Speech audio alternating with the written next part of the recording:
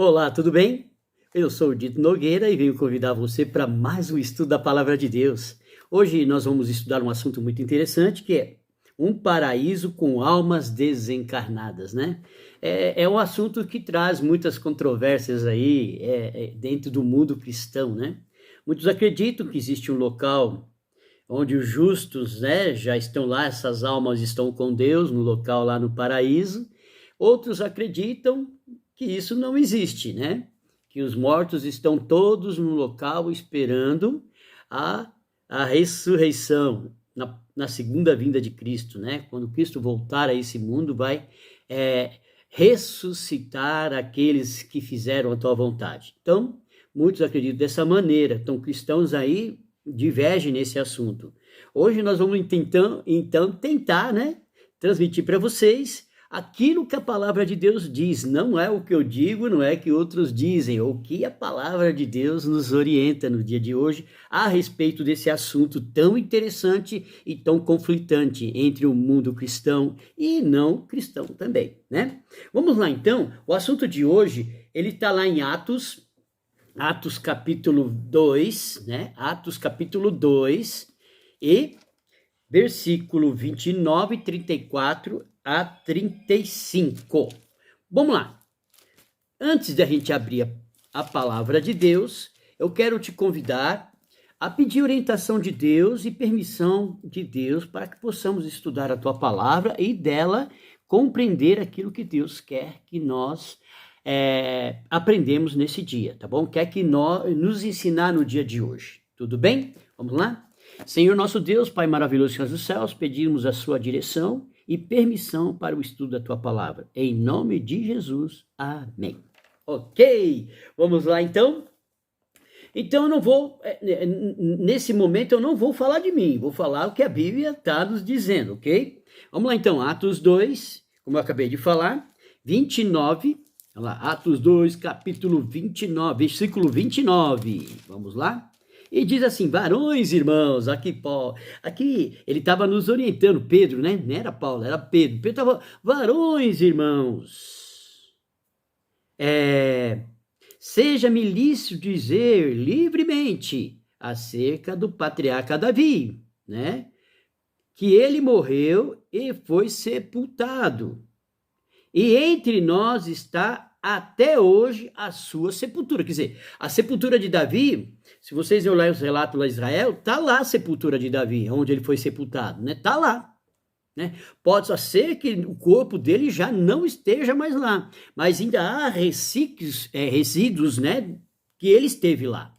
A sepultura dele está lá, reservada, não tiraram de lá, ok? Então ele estava dizendo, ó, nos dias dele, não é que nos dias de hoje, já se passaram 2000 anos, né, que ele morreu, até mais. Então o que acontece? Pedro estava chamando atenção para isso. Aí ele diz lá no versículo, continuando no 35, no 34 e 35, diz assim, porque Davi não subiu aos céus. Olha que interessante. Davi não subiu aos céus, mas ele próprio disse o Senhor ao meu Senhor, assenta-te à minha direita, até que ponha os teus pés, teus inimigos, por escabelo dos teus pés. Então, aquele que está querendo dizer assim, ele está pedindo, põe-me à tua direita, né? Ele está querendo dizer, aí nesse texto, Pedro está dizendo, que Davi, ele foi, apesar dos intempéries da vida de Davi, ele foi um homem que fez a vontade de Deus, ok? Então, considerando que ele era um homem que estava à direita de Deus, ele acreditava nisso, que tinha feito a vontade de Deus, que tinha cumprido naquilo que Deus havia pedido a ele como rei. Então, ao morrer, ele pediu, ó, me guarda a tua direita, ok? E ele está falando, quando colocar os inimigos embaixo dos seus pés, é quando Jesus voltar, né? Após o julgamento de todos, quando Jesus voltar e buscar o justo, ele vai estar nesse meio também dessa busca. Jesus vai ressuscitar também a Davi, né? E Deus vai julgar já julgou o justo e também já julgou os injustos. Então, aqui Pedro está querendo dizer assim, Davi também está aguardando. Davi não está lá já ao lado de Deus no paraíso, né? Como o tema vem nos chamando aqui a atenção sobre o paraíso. Davi não está lá. A Bíblia relata que só 3 pessoas que estavam entre os vivos, né? 3 pessoas terrestres, né? Vamos dizer assim, que estão hoje lá no céu. Primeiro, Enoque. Segundo, Elias. E terceiro, Moisés, ao ressuscitar e ser transformado por Deus. Né? Aí é um outro assunto que a gente pode estudar mais tarde. Mas nesse momento, nesse contexto, essas são únicas pessoas que estão lá no céu vivos. Eles não são almas, estão vivos. Corpo e espírito, eles estão lá no céu. Então, não existe só a alma no céu. Não existe uma alma no céu e um corpo na terra, na sepultura. É isso que a Bíblia está querendo dizer para nós. O corpo, a matéria está na sepultura e também a alma. Porque voltando a um estudo atrás que a gente estudou, o que eu quis dizer? Quando Deus criou Adão, juntou lá, né, o barro, fez aquele boneco de barro, ele era um boneco. Adão passou a ser um humano após Deus assoprar nas narinas do boneco.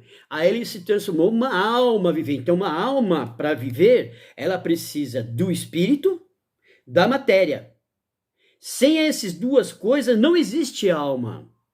Não existe. Então, quando uma pessoa morre, eu vou lá no sepultura e o corpo dela está lá, não tem como o corpo dela estar lá e uma alma voando por esse universo, ou está no paraíso, ou está no inferno. Não existe. De acordo com a palavra de Deus, não existe. Para que exista uma alma, precisa ter corpo e precisa ter o Espírito de Deus, que é o fôlego de Deus, que assoprou nas narinas de Adão, que hoje eu também necessito para sobreviver. Esse fôlego de vida. Sem o fôlego de vida, eu volto ao pó. Eu volto a ser boneco. Entendeu? Vou ser um boneco que vai se desfazer, que vai voltar ao pó.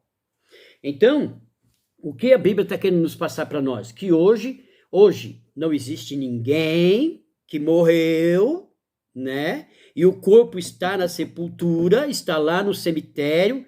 O que é cemitério na palavra, na sua origem? Dormitório. Então, todos aqueles que estão sepultados estão dormindo, aguardando o retorno de Cristo a essa terra. Então, não tem como eu orar. Eu posso orar pelos mortos? Posso até orar, mas isso não vai ter influência não vai ter influência na decisão de Deus. E nem vai ter influência na mudança, que essa pessoa vai ser mudada, não é Deus. A partir do momento que a pessoa morreu, é com Deus, não é mais comigo, eu não posso mais, não tenho mais interferência. É isso que a palavra de Deus, é isso que aqui Pedro está dizendo em Atos dos Apóstolos, né? Só no momento na volta de Cristo Jesus que todos serão julgados, já estarão julgados. Jesus só vai vir cumprir a sua justiça e levará os justos para... Aí sim, a necessidade de ressuscitar os mortos, o corpo, a alma se tornar alma vivente novamente, e ser transformada e levada para o céu no período de 1000 anos. Por um período de 1000 anos, enquanto os ímpios estarão mortos ainda. Aí na próxima volta, quando Jesus ressuscitar os mortos que não aceitaram, que se rebelaram contra Deus, é aí que serão ressuscitados e o fogo dos céus, né? Conforme for a justiça de Deus, que aí é uma coisa com Deus, não depende de mim, né? Quem sou eu para julgar alguém? É verdade? Então, continuando lá, a teoria da imortalidade da alma, ela é o quê? Não existe. Não existe. A alma está dormindo. Então ela não morreu, ela está morta. Morta no sentido de dormindo. Ok? Deu para nós entendermos aí? Então essa alma ela está inerte. Ela está inerte. Quando na lição anterior fala que a alma clama, né, que diz o texto da semana passada, que a alma está clamando, que o sangue dessas almas está clamando, é no sentido, uma metáfora, né? Por que uma metáfora? Vamos voltar um pouquinho da nossa história brasileira, né? Da nossa história brasileira. Nós sabemos que existiu aí o período que se chama o período terrível do Brasil, que foi o período da escravatura, né? Onde muitos escravos foram trazidos para o Brasil para o trabalho escravo, né? Para trabalhar nas lavouras, para trabalhar nos engenhos, né? Para trabalhar até dentro da casa das pessoas de graça, obrigatoriamente. Ele não tinha escolha, ele tinha que trabalhar. Então houve o período, né, que foi feito lá a lei, né, a Lei Áurea, onde se libertava onde acabava com a escravidão. Acabava com a escravidão.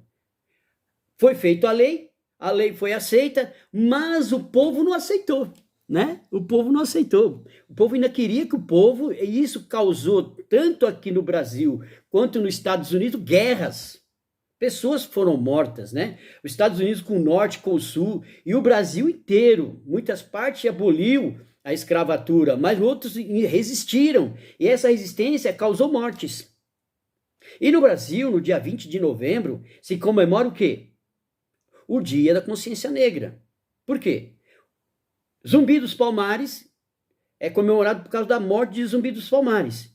Então, todas as vezes é lembrado, no Dia da Consciência Negra, a morte de Zumbi dos Palmares. Quem foi o Zumbi dos Palmares? Foi uma pessoa que veio para o Brasil, nasceu no Brasil como escravo, a história diz que ele foi ali educado pelos jesuítas, né? Então ensinaram para ele o latim, ensinaram para ele a ler e escrever. Então ele era um negro que foi educado, né? Educado com a cultura brasileira, dentro das leituras brasileiras e também da igreja, no latim, né? Porque o jesuíta que educou ele.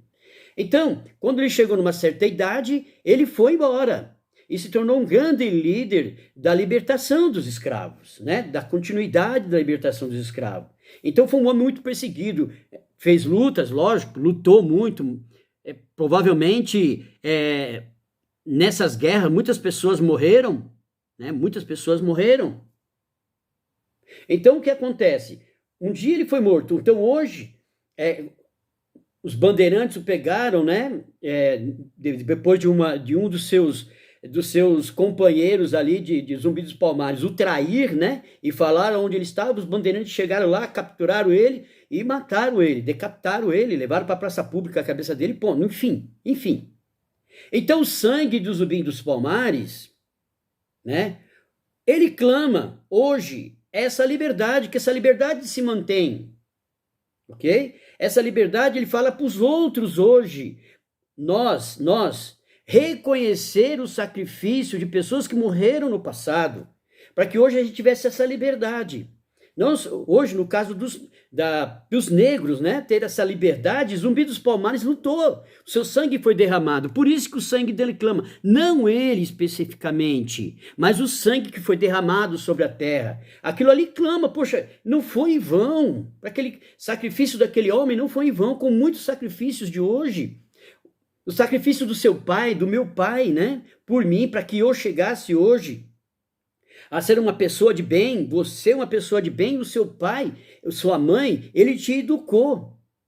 E quando eles morrerem, você vai falar assim, puxa vida, se não fosse o meu pai a me ensinar isso, ensinar aquilo. Então, é como se aquela educação clamasse para você ter consciência que no passado teve alguém que lutou por você. Então isso é clamar, né? Trazendo na linguagem de hoje, é um clamar. E meus amigos e minhas amigas, né? Eu espero que eu possa ter passado uma ideia para você do que esse relato traz para nós. Eu aconselho você a abrir a sua Bíblia em Mateus 27, né? Mateus 27. Vou voltar um pouquinho lá para a gente terminar a lição de hoje. Mateus 27, versículo 51 a 53, né? Para a gente terminar o estudo de hoje. Ele diz assim, e ele que Eis que o véu do templo se rasgou em dois, de alto a baixo, e tremeu a terra, e fenderam-se as pedras, e abriram seus sepulcros, e muitos corpos santos que dormiam foram ressuscitados. E saindo do sepulcro, depois da ressurreição dele, entraram na cidade santa e apareceram a muitos. Então, muitos se apegam também nesse versículo, né, dessas pessoas que ressuscitaram. A Bíblia não dá mais margem para isso. Isso aqui é só no livro de Mateus que aparece esse relato, né, de que muitos na morte de Cristo Jesus ressuscitaram para pregar. E pregar o quê? Que Jesus havia ressuscitado de verdade, que Jesus havia ressuscitado de verdade, que os fariseus daquela época tentaram esconder o sacrifício de Jesus, tentaram, mas essas almas que ressuscitaram saíram a pregoar para as pessoas, o justo, Jesus ressuscitou para te salvar. A gente não sabe o que foi que aconteceu com essas pessoas, não sabemos se elas voltaram a morrer, não sabemos se elas foram para o céu, mas o que o relato bíblico diz que só essas 3 pessoas estão no céu hoje. Quem? Enoque, Moisés e Elias. Somente eles, a Bíblia relata que estão lá no céu hoje. O restante está aguardando a volta de Jesus. Todos os outros estão aguardando a volta de Jesus. Que Deus te abençoe no dia de hoje, que Deus ilumine os seus caminhos e compartilhe o nosso estudo de hoje, ok? Que Deus te abençoe e te guarde. Amém?